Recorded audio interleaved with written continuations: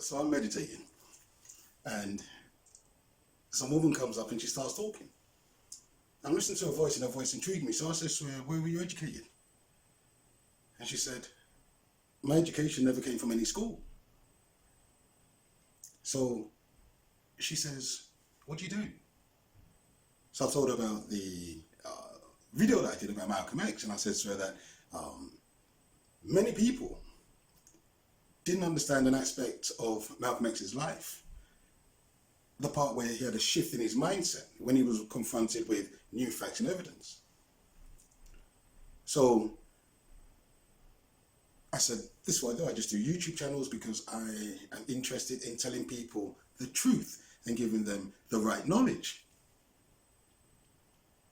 So I said, in my videos, I would quote anyone who speaks the truth. And I showed her a copy of the video, and she saw a quote from Lao Tzu.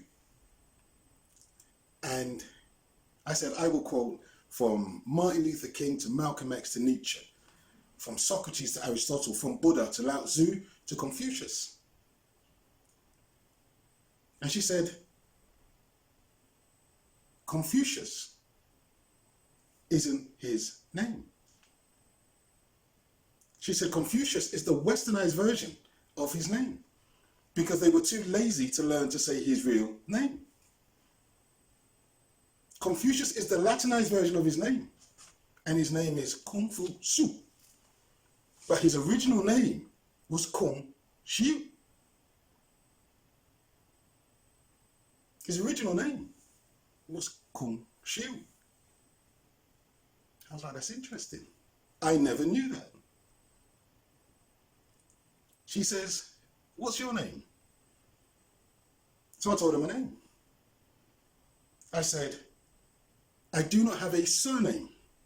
I have abandoned that slave name. I said I was having a conversation with somebody last week, and I was saying the same thing. That almost every black person I know has a first name as a surname. Black people have names like Francis, James, Thomas, Allen, Williams, Edwards, Roberts, Bruno, Henry, Lewis, Ben.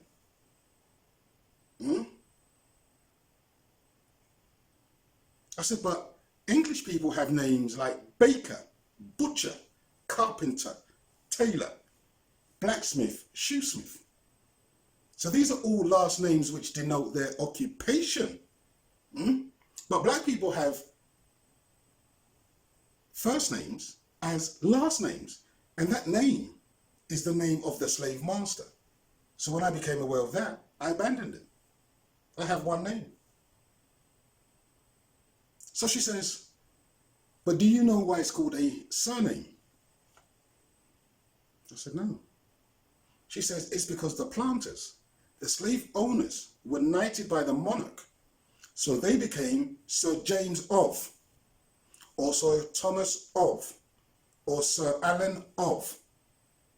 And so when the slaves were asked their Sir's name, they said Sir James, Sir Thomas, etc. So this is why black people in the diaspora have surnames, which are the first names of the slave owners. Them surnames are the names of the slave owners. But black people have been conditioned to believe these names are their family name. A family name that they must hold on to.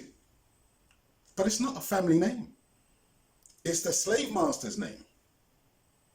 Your surname is the name of your ancestors' slave owners. You see, the slave owners were the establishment. And so people are holding on to their ancestors' owner's name, the surname, and they don't even know. I said to her, this is why education is so important. Education is so very, very important. I said, I had a website where I should talk about the law. I used to help people to understand the law, legal language, legal processes. She said, you know, you didn't talk about freeman of the land and all that nonsense. I said, no. I spoke about true law, actual law, and what it was people needed to know. I said, but it's funny because people will believe that nonsense. They will believe that nonsense, even when they are seeing people losing their homes, even when they are seeing people losing their cars, even when they're seeing people being taken to court for debt. They still believed in that idea. So it's funny how you can put nonsense out there and people will have all these followers. So she said, because it's easier to fool people than to convince them that they've been fooled. I said, so education is so important. It's so important. The law is important. The law is important because it governs every single aspect of our lives. And yet people don't know the law. I said, to me, the 3 subjects that should be taught in school is law, philosophy, and psychology. I said, but they don't teach you the law because they don't want people to know the law. They don't teach you philosophy because they don't want people to think. And they don't teach psychology because they don't want people to know how to think. And she said, it's true. I agree with what you say. Philosophy is simply the search for knowledge. Psychology is understanding the mind, the thought processes, and people's behavior. And as you said, the law is so very, very important.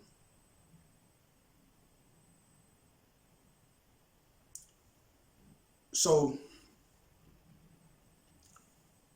we continued having our conversation.